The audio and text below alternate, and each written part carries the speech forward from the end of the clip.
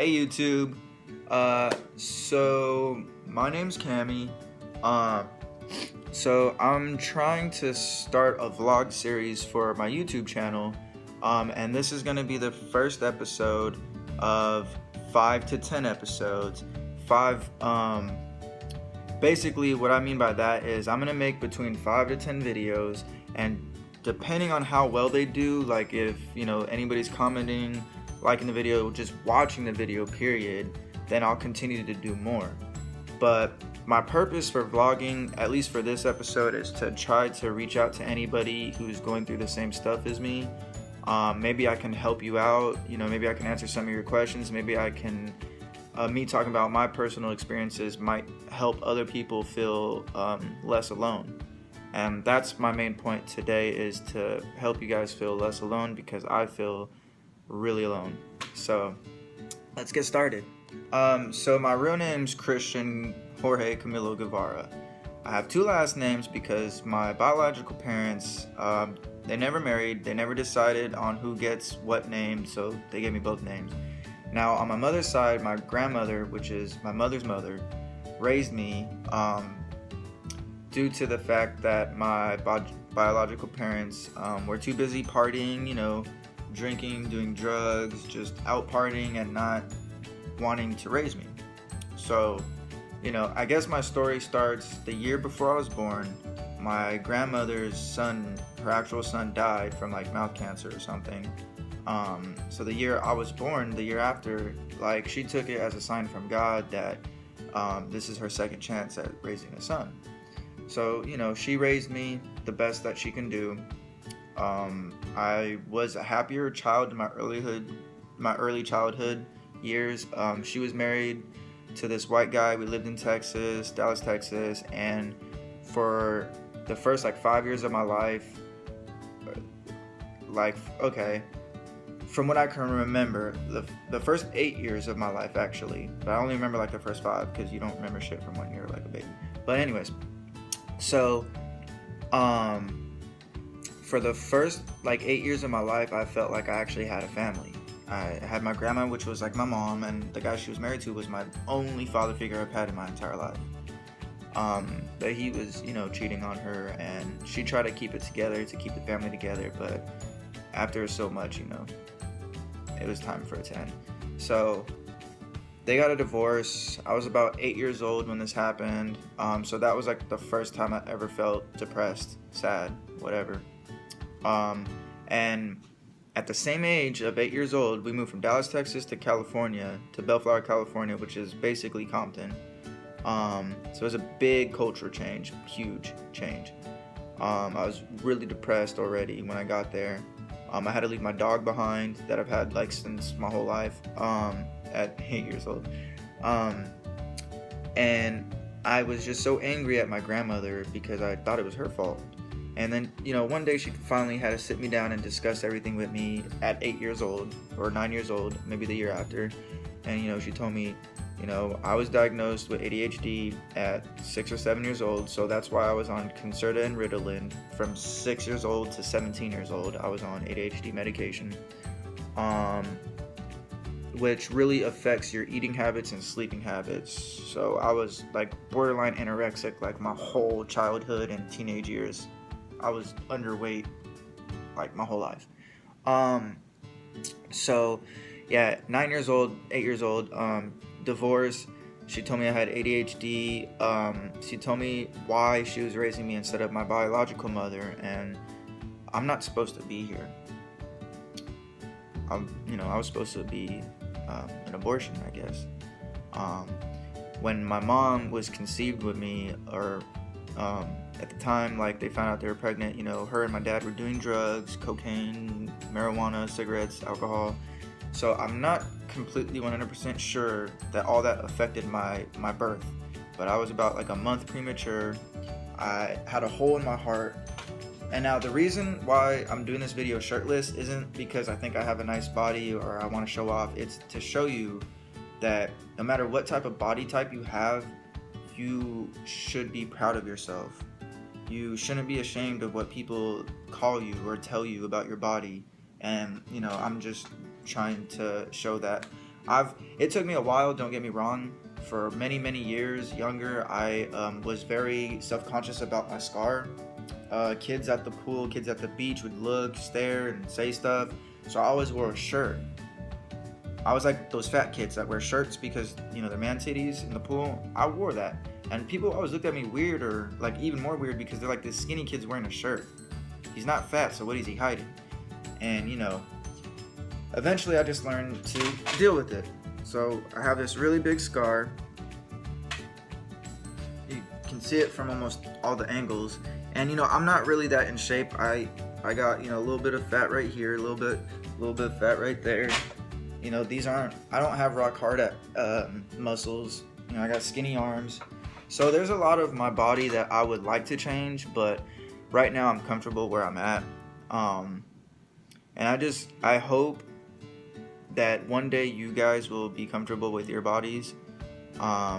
Because I'm not going to sit here and lie to you and say, oh, everything's going to be okay, this is what you need to do. I don't know what you need to do to make you feel better about yourself, because people tell me all the time, like, don't worry about it. And I did worry about it, because I'm human. You're human. We are all human. We experience emotions. We experience fear, anxiety, depression. We experience, you know, shame. And, you know, it's just things that you yourself, no matter how many people you have supporting you, no matter how much help you have to walk through the door. Sometimes people can open it for you. Sometimes you have to find the door, open it, and walk through it. You're all by yourself.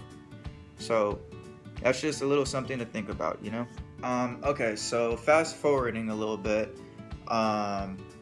Teenage years, you know, I was really depressed.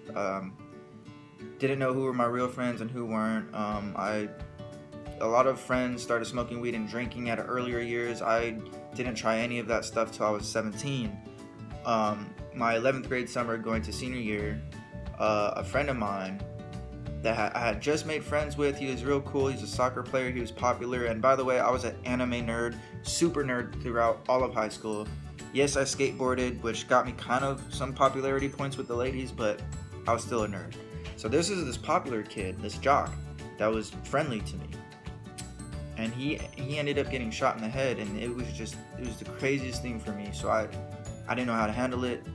And I was thinking more about how does the family handle it? Like, he has a twin brother. How does he look himself in the mirror and not freak out? So I wasn't really hurt for myself. I was more hurt for the family, and I kept overthinking everything. My ADHD makes me overthink. Like, even when I'm not talking, when I'm just sitting still, rarely, when I'm not talking, my mind is always racing. And it's like I have two engines in here. This one going this way and this one like going that way. And when I talk, I stutter, I pause like that. Like, that wasn't on purpose, but like, I always have to pause and like, I have to think of stuff. And it's real hard being an adult trying to cope with ADHD when you're off meds. I stopped taking my ADHD medication when I was 17, right before going to senior year, because I talked to my doctor and I told him, like, I don't want to be on meds for the rest of my life. I want to see if I can live life freely by myself, you know, truly free. And you know, it's been rough. It's been fucking rough, because after high school, you know, I started getting really heavy with alcohol.